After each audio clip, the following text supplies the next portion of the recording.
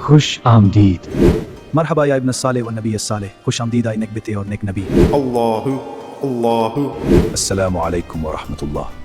السلام علیکم ورحمۃ اللہ. کیا آپ جانتے ہیں کہ انسانی تاریخ میں ایسی رات آئی جس نے تمام حدود کو توڑ دیا؟ ایسا سفر جو زمین سے شروع ہوا اور ساتوں آسمانوں کو پار کرتا ہوا عرش اعظم تک پہنچا.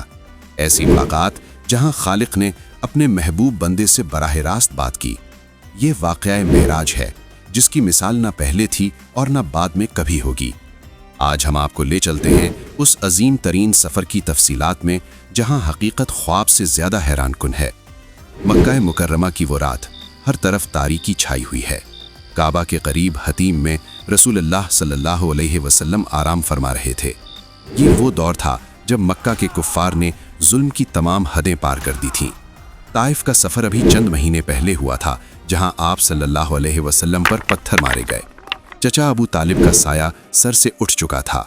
بیوی حضرت خدیجہ کی تسلی اب نصیب نہیں تھی. یہ عام الحزن کا زمانہ تھا، غم کا سال. لیکن اللہ تعالیٰ اپنے حبیب کو ایسا تحفہ دینے والا تھا جو انسانی تاریخ میں کبھی کسی کو نہیں ملا. اچانک آپ صلی اللہ علیہ وسلم کی آنکھ کھلی. سامنے حضرت جبرائیل علیہ السلام کھڑے تھے، اپنی اصل صورت میں. ان کے 600 پر تھے جو افق کو ڈھانپ رہے تھے. صحیح بخاری میں حضرت جابر رضی اللہ تعالی عنہ سے روایت ہے کہ رسول اللہ صلی اللہ علیہ وسلم نے فرمایا، میں نے جبرائیل کو ان کی اصلی شکل میں 2 بار دیکھا. یہ پہلی بار تھی. حضرت جبرائیل علیہ السلام آپ کو لے کر باہر آتے ہیں. وہاں عجیب سی سواری کھڑی تھی. یہ براق تھا، خچر سے چھوٹا، گھوڑے سے بڑا، چمکتا ہوا سفید رنگ کا. اس کی رفتار اتنی تیز تھی کہ اس کا ایک قدم وہاں پڑتا تھا جہاں تک اس کی نظر جاتی تھی. پہلے براق تھوڑا سا بدکتا ہے. حضرت جبرائیل علیہ السلام اسے سمجھاتے ہیں، تم پر اس سے بہتر کوئی سوار کبھی نہیں بیٹھا. براق فوراً شرمندہ ہو جاتا ہے اور اتنا پسینہ آتا ہے کہ اس کا بدن تر ہو جاتا ہے. سفر شروع ہوتا ہے. پہلا پڑاؤ مدینہ منورہ تھا. حضرت جبرائیل علیہ السلام کہتے ہیں، یہاں نماز پڑھیں، یہ وہ جگہ ہے جہاں آپ کی ہجرت ہوگی. مسجد اقصی پہنچتے ہیں. یہاں ایک منظر سامنے آتا ہے جو دل و دماغ کو ہلا دیتا ہے. تمام انبیاء علیہ السلام جمع ہیں. حضرت ابراہیم علیہ السلام، حضرت موسیٰ علیہ السلام، حضرت عیسیٰ علیہ السلام اور دیگر تمام پیغمبر. نماز کا وقت آتا ہے. اقامت ہوتی ہے. حضرت جبرائیل علیہ السلام رسول اللہ صلی اللہ علیہ وسلم کو آگے لے جاتے ہیں. آپ صلی اللہ علیہ وسلم تمام انبیاء کی امامت کرواتے ہیں. یہ اعلان ہے کہ یہ آخری نبی ہیں. یہ اعلان ہے کہ یہ تمام انبیاء کے امام ہیں. یہ اعلان ہے کہ یہ دین اب مکمل ہونے والا ہے.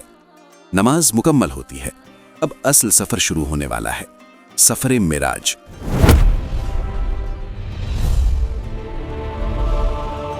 صخرات المبارکہ کے پاس ایک سیڑھی نظر آتی ہے. یہ کوئی عام سیڑھی نہیں، یہ آسمان کی طرف جانے والا راستہ ہے. حضرت جبرائیل علیہ السلام کہتے ہیں کہ چلیں. براق کو وہیں حلقے میں باندھا جاتا ہے جہاں انبیاء اپنی سواریاں باندھا کرتے تھے. سیڑھی پر قدم رکھتے ہیں. اوپر کی طرف سفر شروع ہوتا ہے. پہلے آسمان پر پہنچتے ہیں. حضرت جبرائیل علیہ السلام دروازہ کھٹکھٹاتے ہیں. اندر سے آواز آتی ہے، کون ہے؟ جبرائیل کہتے ہیں، میں جبرائیل ہوں. پوچھا جاتا ہے، آپ کے ساتھ کون ہے؟ کہتے ہیں، محمد صلی اللہ علیہ وسلم. پوچھا جاتا ہے، کیا انہیں بلایا گیا ہے؟ کہتے ہیں، ہاں. دروازہ کھل جاتا ہے. اندر ایک بزرگ نظر آتے ہیں. یہ حضرت آدم علیہ السلام ہیں، انسانیت کے باپ.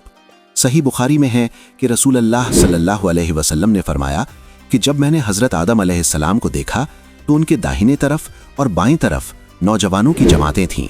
جب وہ داہنے طرف دیکھتے تو ہنستے اور جب بائیں طرف دیکھتے تو روتے.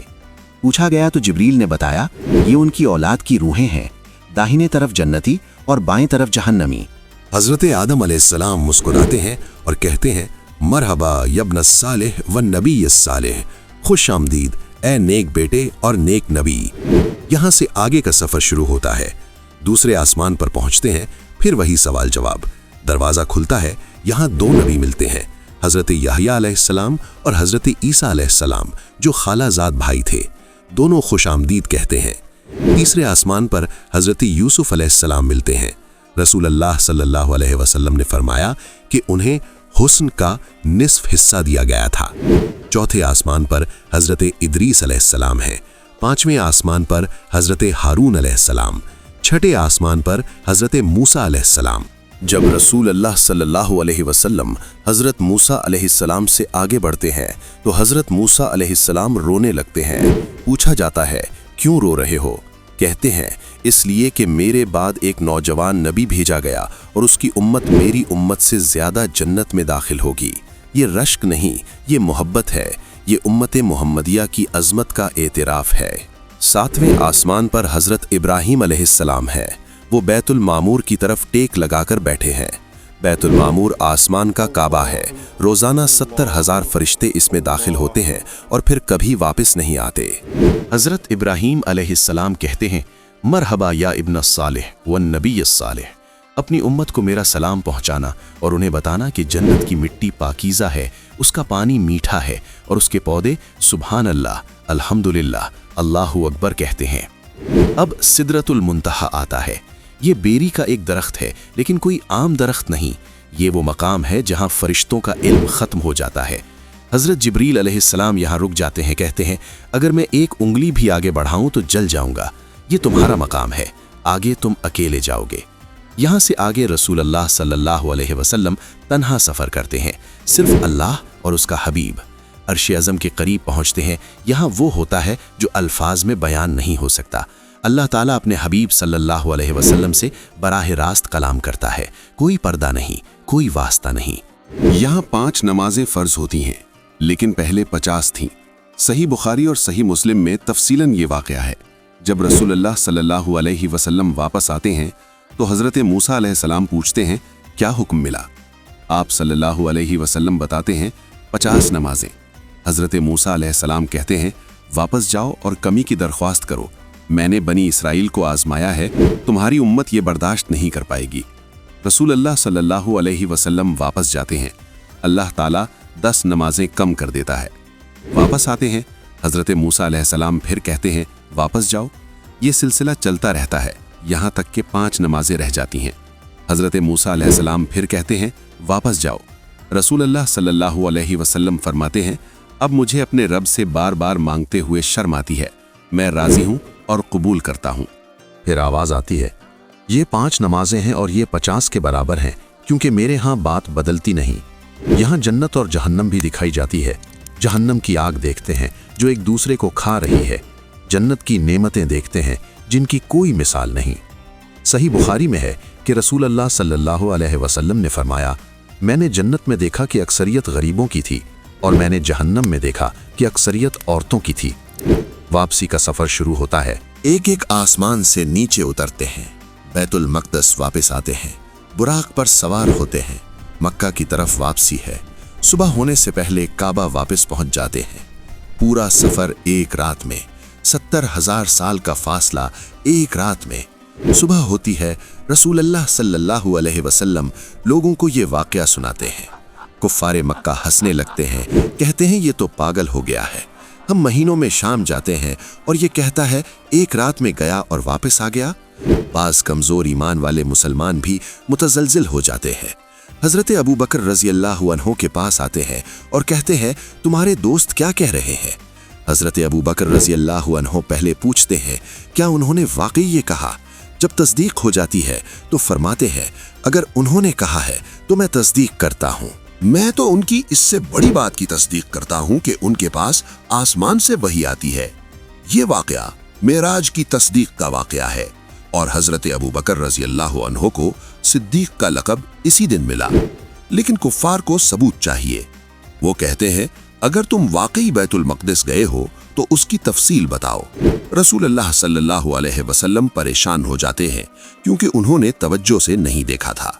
अल्लाह ताला बैतुल मक़दिस को उनके सामने लाकर खड़ा कर देता है और वो देख देख कर पूरी तफसील बताते हैं।